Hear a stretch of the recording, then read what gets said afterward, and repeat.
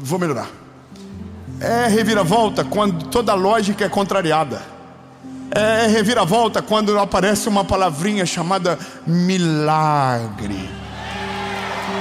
Tinha tudo para dar errado, e aí o Senhor chegou. Muito obrigado, Jesus. Eu não sei você, mas eu sou uma reviravolta sinistra do Senhor. Um carro desgovernado, sem futuro, vida destruída, não tinha para onde correr. O Senhor Jesus chegou. Estou em Florianópolis hoje para falar de Jesus para você. Deus, quer reviravolta maior que essa, irmão? Alguém que ninguém dava valor. Jesus olhou e falou assim: olha esse pedacinho de barro aí, estou com um planinho para ele, vai dar certo. Então essa é a coisa mais gostosa. Mas eu preciso de Bíblia para te mostrar que Deus não é um Deus de minha reviravolta. Ele é o Deus da palavra, que tem reviravoltas para todos aqueles que clamam, que creem no nome dele. Amém? Bom, vamos lá. Esther, capítulo de número 6. Esther, capítulo de número 6, versículo de número 4 diz: e o rei disse: quem está no átrio? Ora, Ramã entrara no átrio externo da casa do rei para falar ao rei que enforcassem Mardoqueu na forca que lhe tinha preparado. Irmão, essa história é maravilhosa. É tipo série. Irmão, nada a ver com o que eu vou falar agora. Mas você já assistiu uma série que você tenta ver o último capítulo antes de terminar os primeiros capítulos? Que você fica tão angustiado, ansioso para ver o que vai acontecer, e fala assim: Senhor, não vou aguentar tanta temporada. Irmão, essa história aqui é uma temporada, um capítulo e resolve tudo. 3 amém. Acho que eu sou muito ansioso. Desculpa, vou continuar. E os servos do rei lhe disseram: eis que a mãe está no átrio. E o rei disse: deixa ele entrar. Assim a mãe entrou e o rei disse: o que será feito para o homem a quem eu quero honrar? Aí a mãe diz: penso em meu coração, a quem o rei deseja honrar mais do que a mim? Ninguém. Ele está pensando que é ele. Aí ele diz: olha, o que eu quero que ele faça? Eu vou só falar. Eu quero que coloque ele no cavalo, que bote a roupa do rei, que ele entre na cidade com honra e que seja honrado. Aí ele diz: então faça isso com Mardoqueu. Mardoqueu é quem ele queria enforcar. Só 2 glória a Deus. Eu acho que eu expliquei mal. A culpa é minha, Eu vou melhorar. Havia um homem chamado Mardoqueu. Mardoqueu é prima de Esther. Esther é a rainha, lembra? Que casou-se com o rei Assuero, porque foi uma mulher leal, temente ao Senhor, e Deus usou ela para aquele tempo. Obrigado, eu estou sendo apoiado. As irmãs, cadê as irmãs Esther aqui? Aquelas que são tementes ao Senhor, valorosas. As Miss, cadê as Miss? Sabe que Esther foi a primeira Miss? Cadê? Estão aqui em Florianópolis, amém? Cadê as Miss? Não sei de muita fé não. Bom, aí a Bíblia diz que casou com o rei Assuero, essa mulher. E o homem que era o tutor dela, porque os pais de Esther haviam morrido, era Mardoqueu, o primo dela. Esse homem Mardoqueu era um homem de Deus. Um belo dia ele viu 2 camareiros tramando contra a vida do rei Assuero. Ele foi um homem fiel, leal ao rei. Foi até o rei e disse: querem matar você. São essas 2 pessoas. O rei foi salvo. Foi anotado, mas não foi honrado na medida certa. Um belo dia, Amã é convidado para um jantar junto na mesa de Esther com o rei.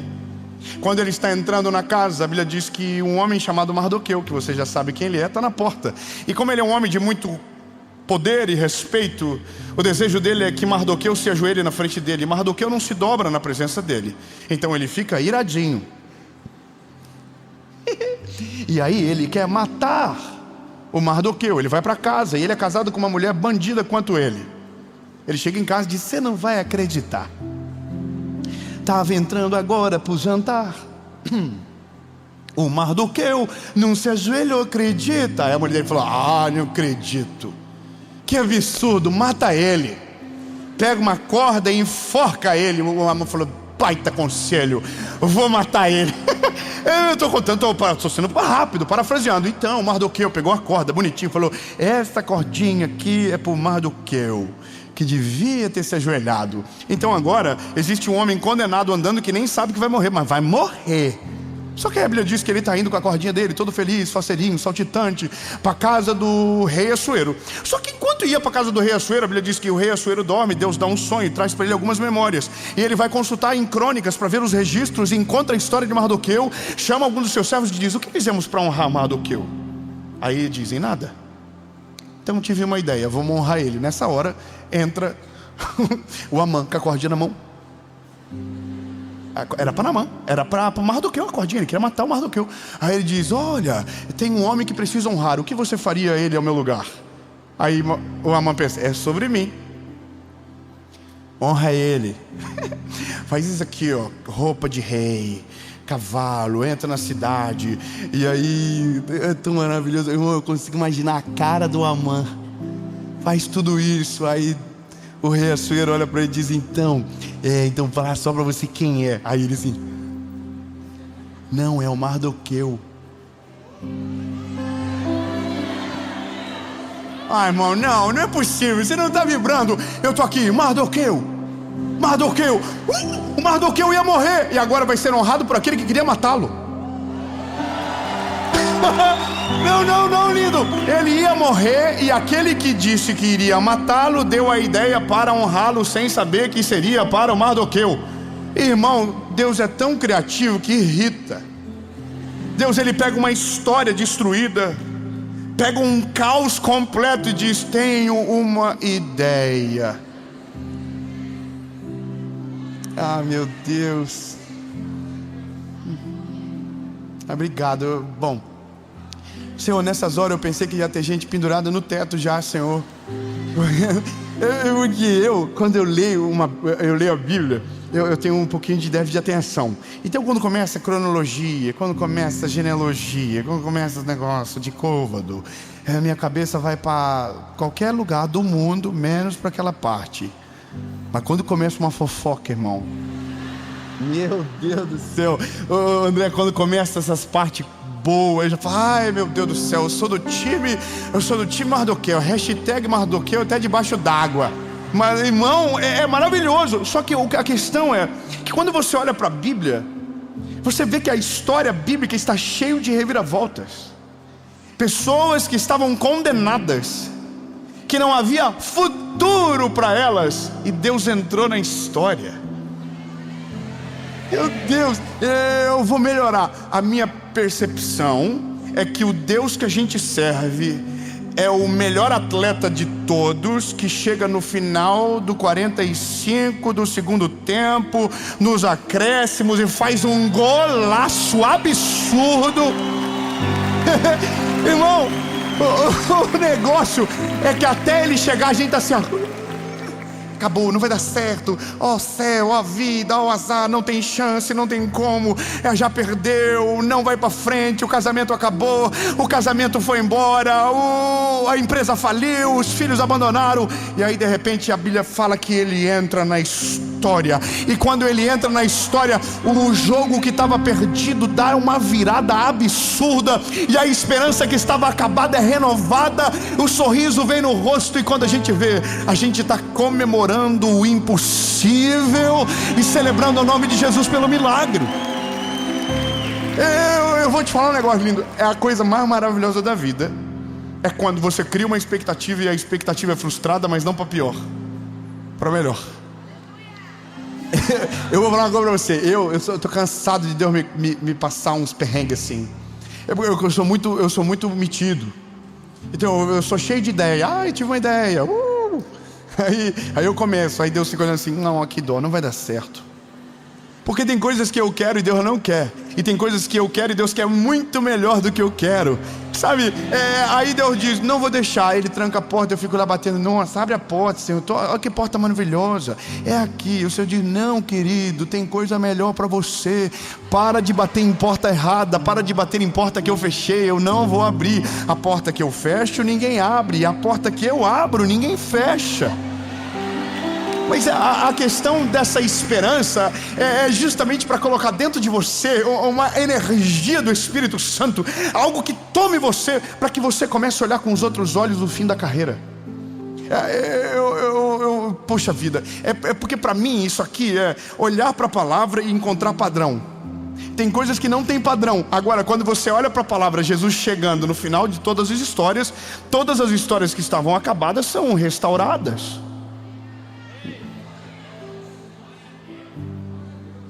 Tá, vamos voltar no Mardoqueu então. A fofoca é essa. Mardoqueu foi leal ao Senhor, foi leal a Deus. A Bíblia diz que quando o Amã fica iradinho com ele, a Bíblia diz que um dos decretos que ele coloca na cabeça do rei é que os judeus sejam mortos, que os judeus sejam extirpados daquele lugar, sabe? Só que, veja, a Bíblia fala que Esther é a rainha certa, no lugar certo, no momento certo. Deus colocou ela naquele lugar. Então Mardoqueu chama ela e diz: olha, você precisa saber, eles querem destruir o nosso povo, eles vão aniquilar a gente daqui. Então ele diz: Esther, será que não foi para esse tempo que Deus te chamou? Meu Deus, Deus é perfeito, Deus trabalha numa cronologia perfeita, Ele não chega atrasado, Ele sempre chega no timing perfeito das coisas. Esther, será que não foi para esse tempo que Deus te chamou? Então quando Esther promove o jantar e pede para o rei, ela não está só resolvendo a vida do Mardoqueu, ela está resolvendo a vida do povo dela. Não, eu vou melhorar. A reviravolta não é sua, a reviravolta sempre é do reino de Deus. Deus nunca faz algo que o fim seja você, tudo que Ele faz é para a glória do nome dEle.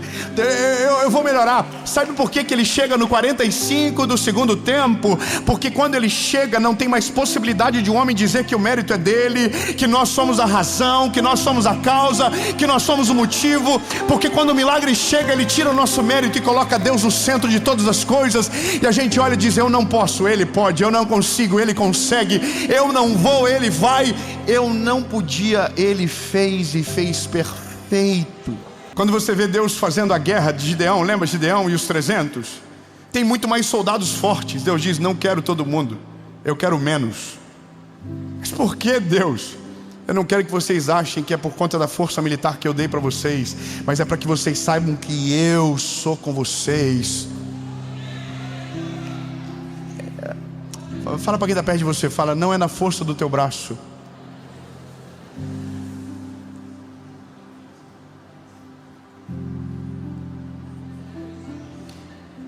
Olha para a unha, está ruída. Fala assim: não adianta ficar ansioso, ele vai chegar na hora que precisa.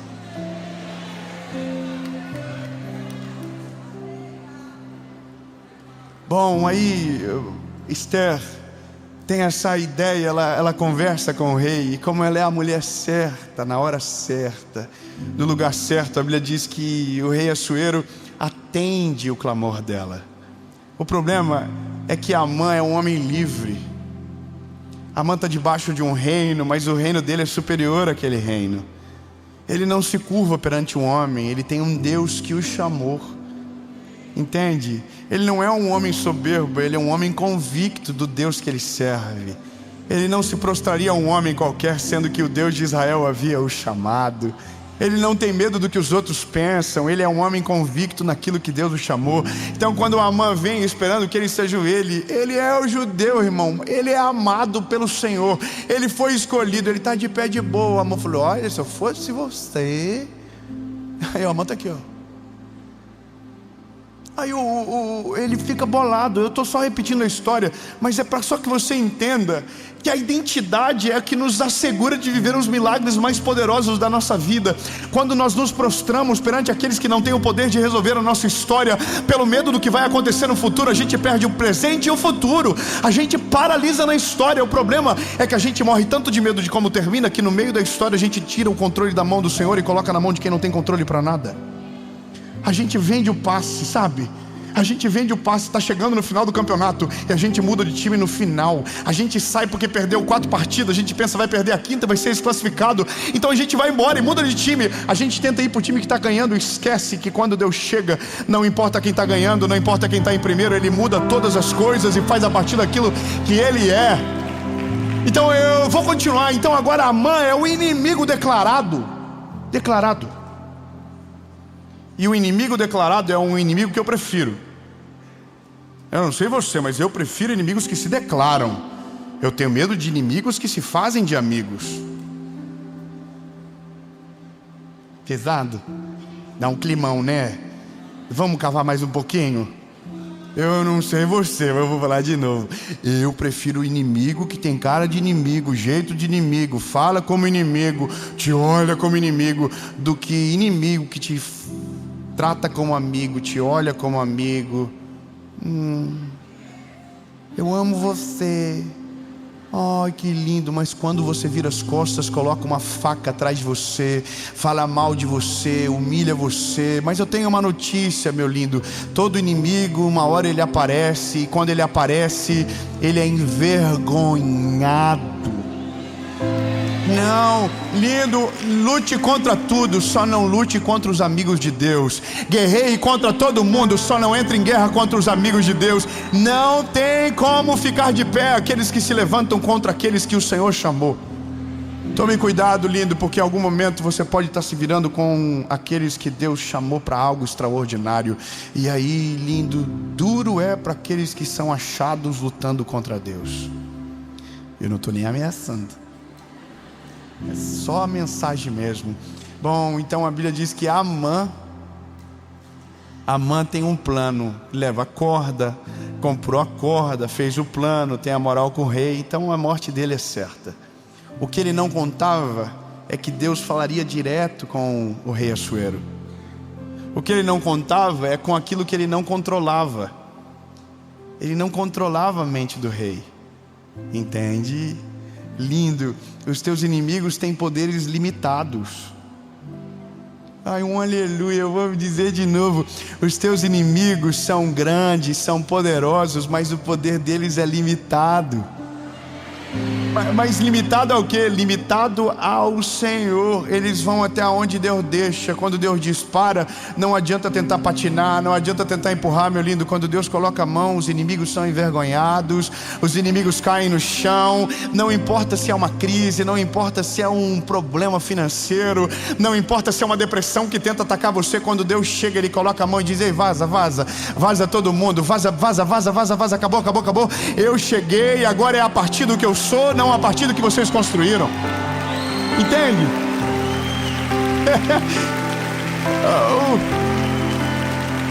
Aí o Amã, ele vai ser usado por Deus para dar a ideia melhor possível. Ele diz: olha, eu quero que faça isso, aquilo é bom, ele é bom de detalhe.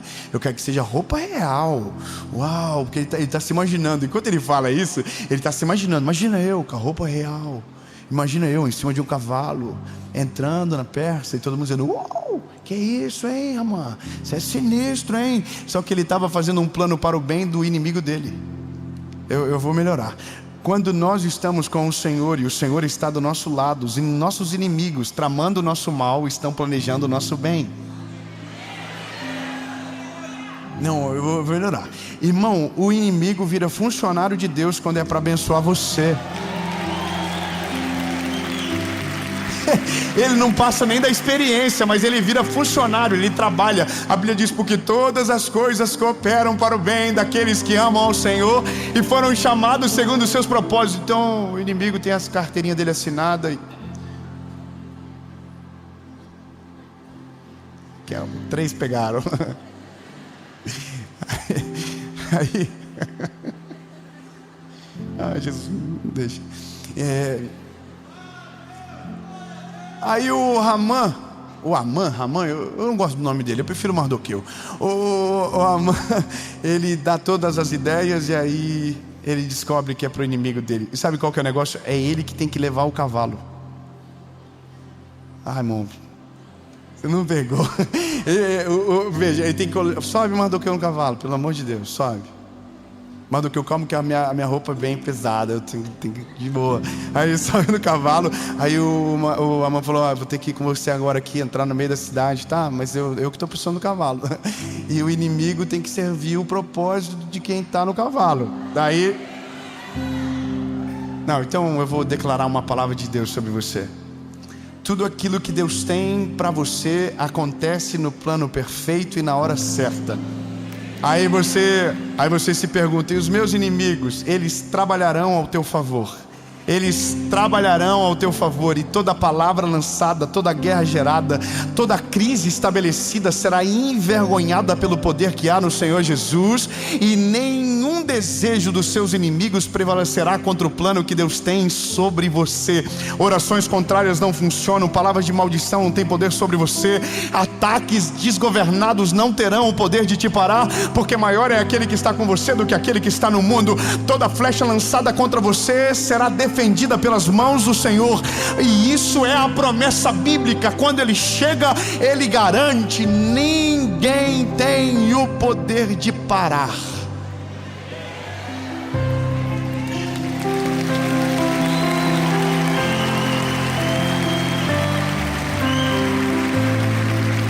Eu vou dar nome para os teus inimigos. O diagnóstico não vai conseguir te parar.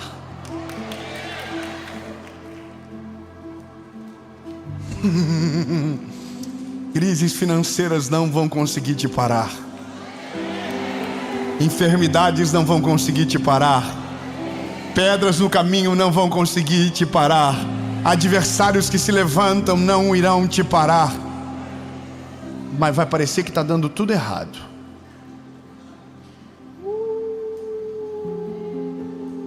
Até a hora que Ele diga: cheguei.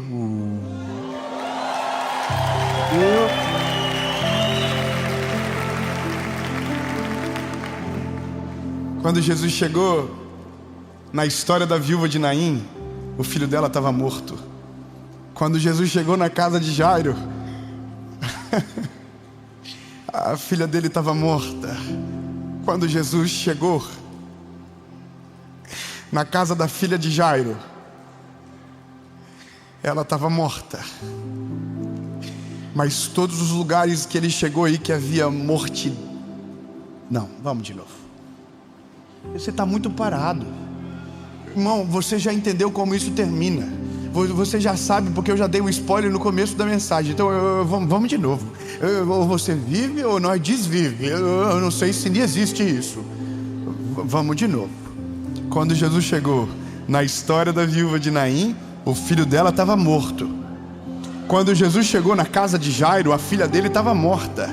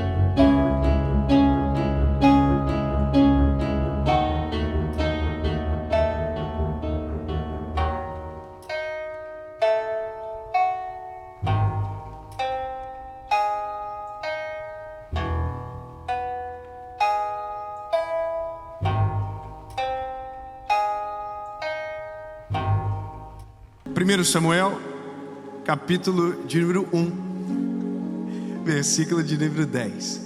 Diz o seguinte: ela, pois, com amargura de alma, orou ao Senhor e chorou abundantemente. E fez um voto dizendo: Senhor dos exércitos, se o Senhor atender a minha aflição da tua serva, e de me lembrares, a tua serva não esquecerá. Se a tua serva ter um filho homem, ao Senhor eu darei todos os dias da sua vida. Amém. Algumas coisas na vida a gente tem muita dificuldade, e talvez uma das principais é esperar. Nós temos um problema quando nos exigem paciência, quando nos exigem que a gente acalme o coração e espere. Essa mulher é uma mulher que já está esperando há muito tempo por um milagre.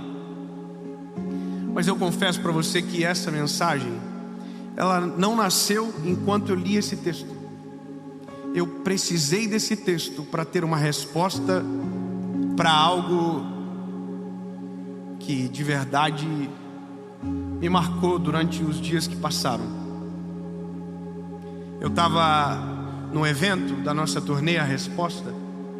Eu sou muito curioso, muito curioso. E do nada eu olho para o auditório, um auditório com muita profundidade, e tinha uma faixa aberta. E a pessoa tinha aquela faixa, ela abria e fechava a faixa, e eu não conseguia ler a faixa. Só que eu preciso continuar a mensagem, eu não posso perder o foco. Mas dentro de mim eu falo: ai meu Deus do céu, eu preciso ver o que está escrito nessa faixa. E o evento acabou e eu não consegui ver a faixa. Passou uns minutos, eu comecei a atender as pessoas, quando então apareceu a bendita mulher que junto com o marido dela seguravam uma faixa nas mãos. Quando eu vi eles, a primeira coisa que eu disse foi: pelo amor de Deus, me deixa ver o que está escrito na faixa. E eles abriram a faixa, e na faixa estava escrito: ore pelo nosso milagre. Era simples. E eu perguntei para eles: qual é o milagre? E eles disseram: a gente quer ter um filho há muito tempo e a gente não consegue. É esse o milagre que a gente precisa. Eu tenho 3 filhos e eu sei o que é esse desejo. Obviamente na hora eu comecei a orar por eles. Choramos juntos, oramos juntos, e eu tenho certeza, eu quero que eles vejam isso, eu tenho certeza no nome de Jesus que eles irão viver esse milagre. De uma jovem, de uma mulher, o nome dela é Fabiola. Ela é famosa, Fabiola Mello. Eu gosto dela, do esposo dela, do Samuel. Mas ela desabafou num vídeo e culminou com aquilo que eu vi. E o desabafo dela foi: parece que Deus está me castigando, porque o meu milagre não chega. E é aqui que eu começo. O que acontece dentro de nós quando geramos uma expectativa para viver um milagre e aparentemente esse milagre não chega? O que acontece com a nossa alma, com as nossas emoções? Porque nós não somos perfeitos. A gente não pode dizer: olha, não, eu descanso completamente e... Não, isso é o nosso desejo. Mas não é sempre que a gente consegue. Eu não sei você, mas tem dia que eu acordo com muita fé, mas tem dia que eu não acredito em mim. Tem dia que eu acordo cheio de alegria, mas tem dia que eu acordo para baixo. Tem dia que eu acordo e eu quero mudar o mundo e eu quero fazer tudo, mas tem dias que parece que não clareiam. E basicamente essa é a nossa realidade. O problema é que as nossas percepções, quando se alteram, nos colocam em alguns equívocos. E esses equívocos podem fazer com que a nossa fé esmureça para sempre, e a gente nunca vive o milagre. Porque ao invés da condição daquele que espera, nós nos tornamos aqueles que apenas reclamam, esbravejam e nunca verão absolutamente nada acontecer. Eu tinha 21 anos de idade. Eu fui pregar numa cidade em Santa Catarina chamada Fraiburgo, cidade, terra da maçã. Eu me lembro que eu estava muito no começo, bem poucas pessoas me conheciam e eu tinha uma missão, eu ia pregar. E eu cheguei na rodoviária e não tinha ninguém me esperando, ninguém. Eu fiquei desesperado, porque naquela época, não faz tanto tempo assim, mas naquela época não era tão fácil, não tinha internet, WhatsApp, a gente tinha que ligar. E naquela época ligar para mim também era um desafio. Ainda bem que tem o 9090. Tem ainda? Vocês nem lembram mais, fala a verdade. Mas olha, eu não conseguia contato com ninguém. E eu fiquei pensando, como é que eu poderia ser achado no meio de tanta gente numa rodoviária? E na época eu era ousado. Eu tinha feito um site. Um site com agenda. E a agenda estava aberta por 10 anos. Quase não tinha muita coisa. Mas a capa do site, eu me lembro da foto. Eu estou com a mão no peito, falando de verdade, com o microfone na mão. E eu comecei a ficar com vontade de colocar a mão no peito e fazer que estava segurando o microfone para alguém me ver e dizer: você não é o pregador do site?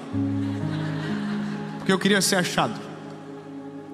Logo eu entendo que existe uma lógica nisso. Posição daqueles que esperam, posição de quem aguarda. Quando a gente lê Atos dos Apóstolos, por exemplo, a Bíblia vai dizer que Jesus derramou sobre eles uma promessa: voltem para Jerusalém e esperem até que do alto sejais revestidos de poder. Veio. Eu preciso derramar até o final comigo. De mais 15. Se tiver mais 15, a gente incendeia o auditório e quem tiver em casa vai pular para trás. Não animou muito, mas tudo bem. Atos capítulo 2, quando começa, diz: estavam todos reunidos no mesmo lugar. Ou seja, estavam no lugar aonde Deus havia mandado. Por que eu estou construindo isso dentro de você? Porque a percepção que precisamos ter é que sim, nós não fomos esquecidos, e que nós não estamos sendo castigados. Eu vou fazer do zero a partir de agora a história da dona Ana, para que você nunca mais esqueça que nenhuma oração que você fez Jesus esqueceu, para que você nunca mais possa pensar em algum momento que Jesus pode ter virado as costas para você e não está lidando com a tua dor ou está sentindo o que você está sentindo. Pelo contrário. Vamos para a Bíblia. A Bíblia é maravilhosa. Tem uma mulher chamada Ana, que não tem filhos. Ela não pode gerar. E a Bíblia diz que inclusive o motivo de ela não gerar é o próprio Deus que fechou a madre dela. Ou seja, é uma vontade de Deus.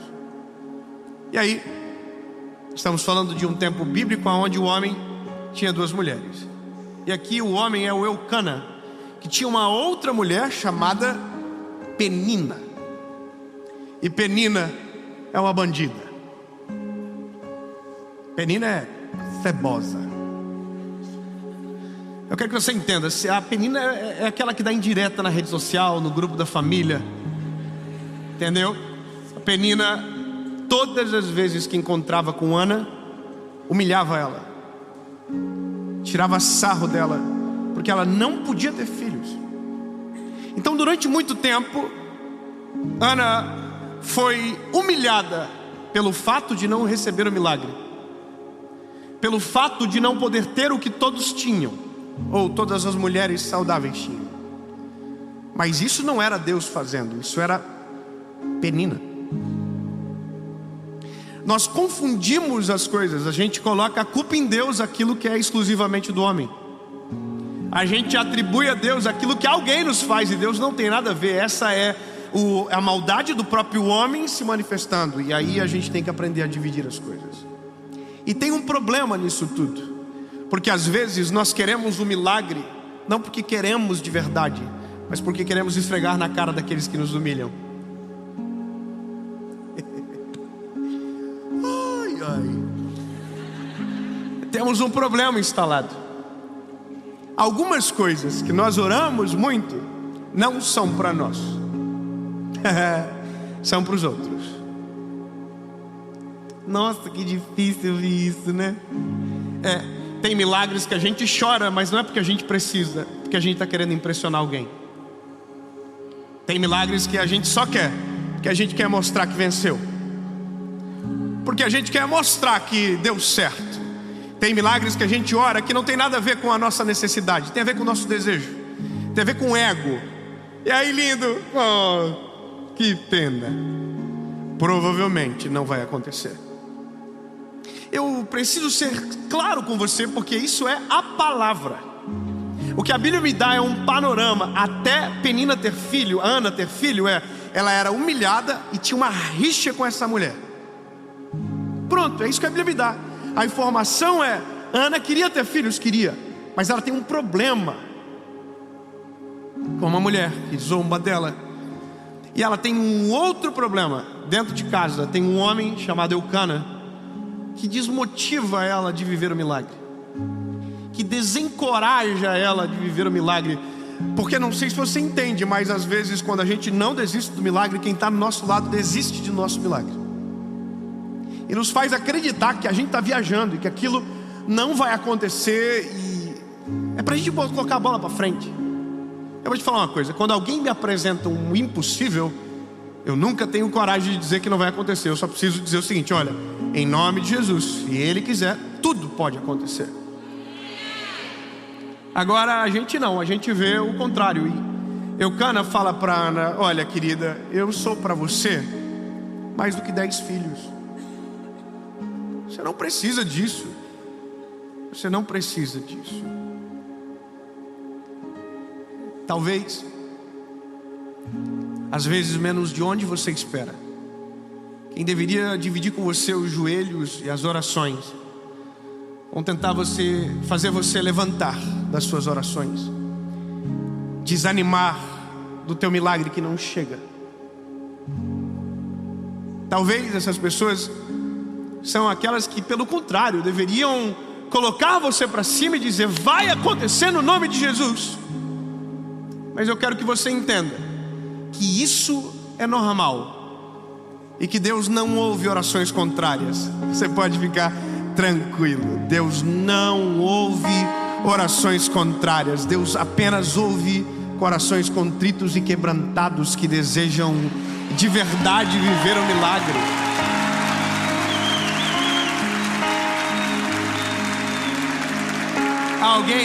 Alguém me disse esses dias: eu vou orar para não dar certo. Oh.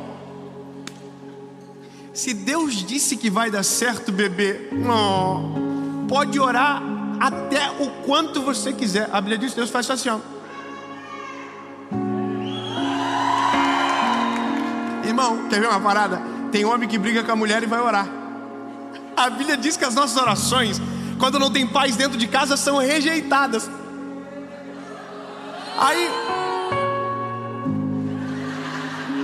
Aí você pensa que Deus vai ouvir a sua oração amaldiçoando alguém? Fica quieto, irmãozinho, dá uma relaxada, segura, porque Deus não ouve esse tipo de oração, porque jamais responderia.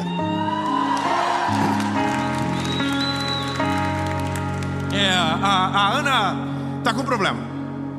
Tem uma mulher que amaldiçoa ela, tem um marido que desencoraja, e tem um sentimento. O sentimento é: Deus me esqueceu. A oração dela é: lembra da tua serva.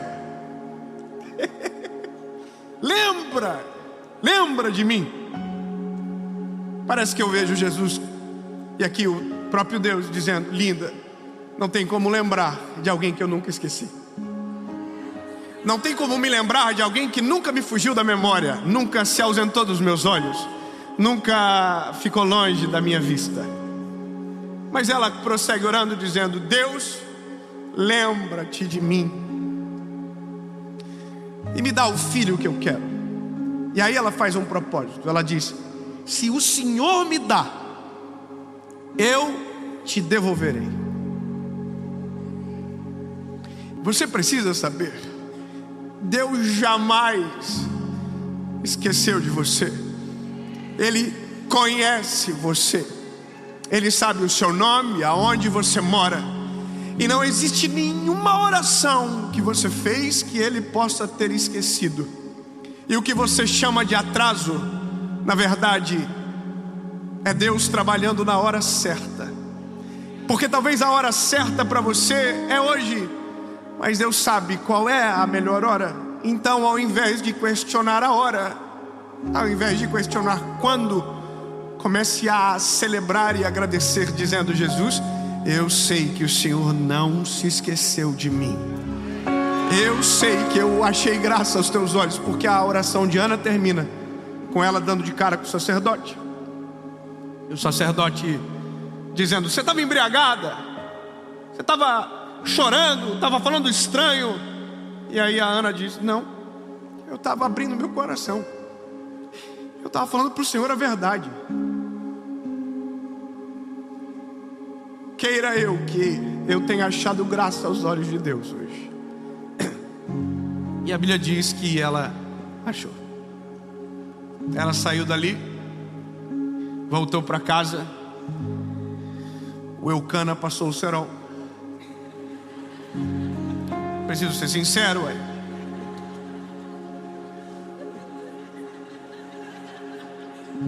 E a Bíblia diz que deu certo.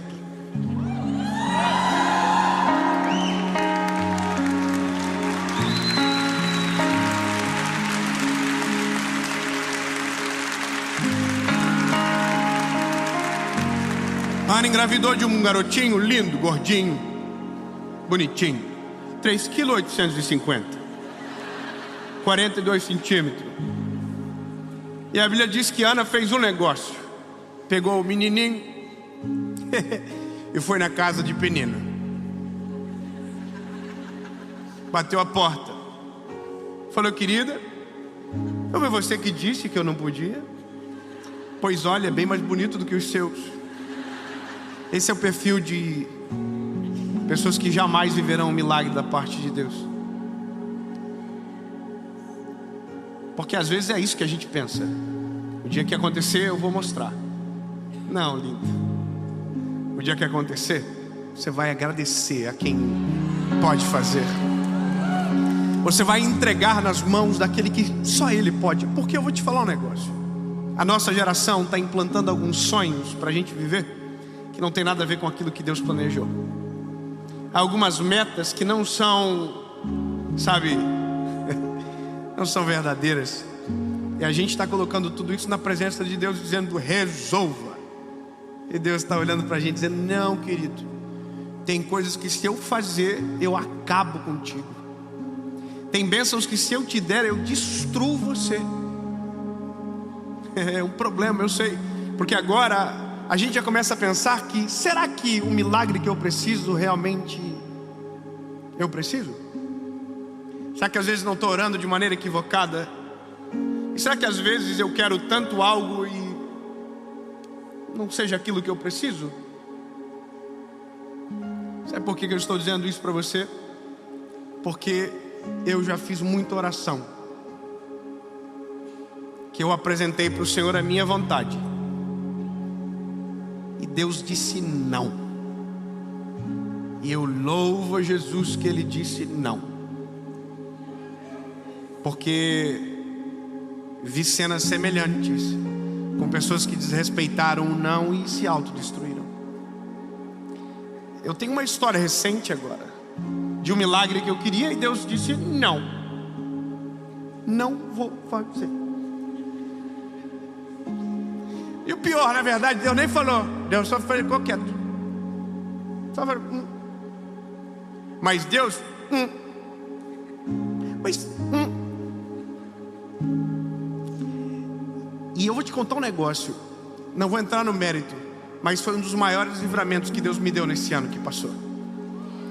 Desse ano agora, desses 365 dias para trás.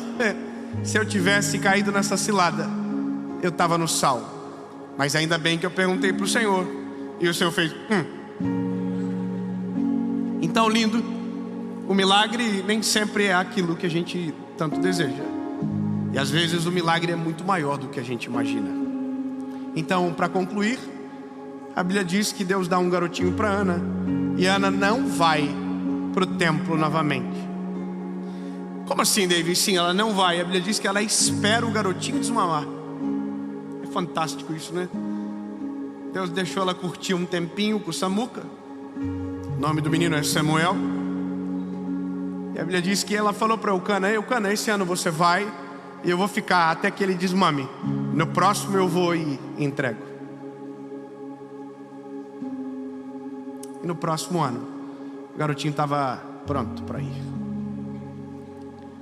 Você consegue imaginar isso? Que quando nós recebemos algo do Senhor, aquilo nunca será nosso? Eu preciso que você entenda. Nada que Deus dê para o homem é do homem. Tudo que Deus dá para o homem é do seu reino. Eu vou melhorar. Deus me deu a possibilidade de falar para milhares de pessoas, certo? E esse dom não é meu. Esse dom é para a glória de Jesus. Esse dom é para nós. Não tem a ver comigo, tem a ver com Ele. É maior do que eu, é Ele. Então, enquanto eu ter a certeza de que a voz que me domina, que a mensagem que eu carrego é maior do que o mensageiro que sou, a mensagem continuará fluindo pelos microfones e pelas formas de comunicação, porque sempre a mensagem será mais poderosa do que o mensageiro.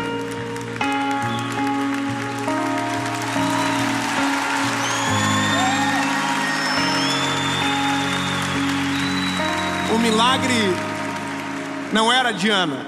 E agora eu termino. O milagre, é verdade, era de Davi. Como assim? Oh, que doideira. Do nada. Na verdade, o milagre não era de Ana. O milagre era de Israel. Como assim? Eu vou dizer. Enquanto Ana orava por um filho, Israel orava por um sacerdote. Eu vou te refrescar a memória. Eli é o sacerdote, Ofni e Finéias são seus filhos, e a Bíblia diz que a casa de Eli está em declínio. E Israel chora por um sacerdote justo e cheio da presença de Deus. De um lado uma nação clama: nos dê um sacerdote. De outro lado uma mulher de joelho diz: me dá um filho.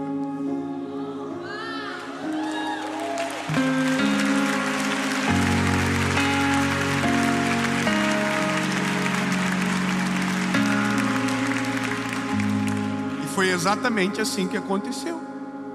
Nasceu o filho de Ana, nasceu o sacerdote de Israel.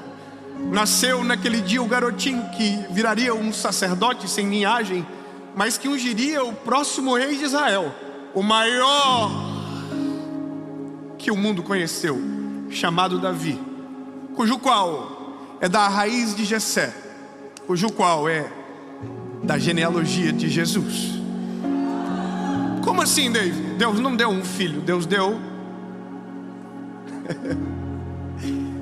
algo muito maior. Por isso, todas as vezes que escondemos o milagre, perdemos o milagre. Mas quando devolvemos a quem é de direito, como quando glorificamos quem nos deu e não nos esquecemos por nenhum momento que aquilo é dele, por ele, para ele, transformamos um milagre em uma semente. E uma semente que vai germinar e nunca mais vai parar de dar milagres. E eu concluo dizendo para você: a semente de Ana não ficou só com Samuel. Deus deu mais 5 filhos para ela. Eu tenho 3. Que confusão. E para Ana Deus deu 5. Que conta estranha. Ela devolveu 1, Deus deu 5. A matemática não fecha, é exatamente isso. Ela deu 1, Deus deu 5. Como assim, David? Você nunca vai poder dar mais para Deus do que Deus. Não diga que Deus está te castigando.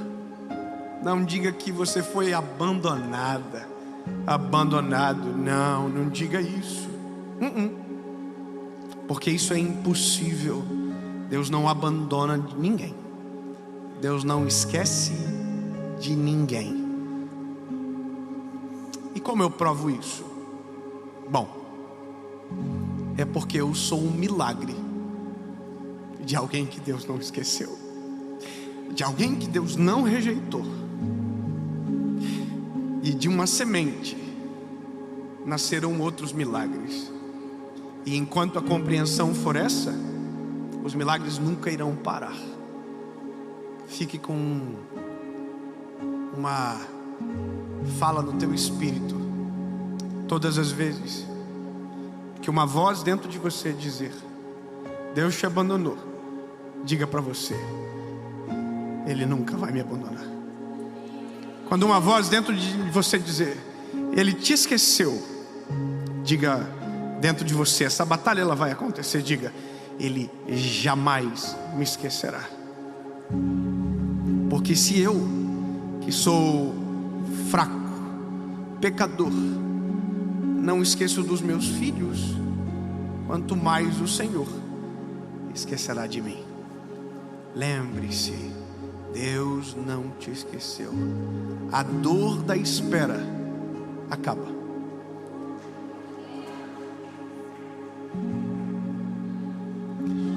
Um dia, e agora é profético que eu vou te falar. Um dia, todas as lágrimas, todas as noites sem dormir, todas as angústias, todas as dores causadas pela espera serão apagadas de uma só vez. Porque quando o milagre chega, tudo o que aconteceu antes não tem mais sentido. Porque existe uma vida antes do milagre e outra depois do milagre. Então se prepare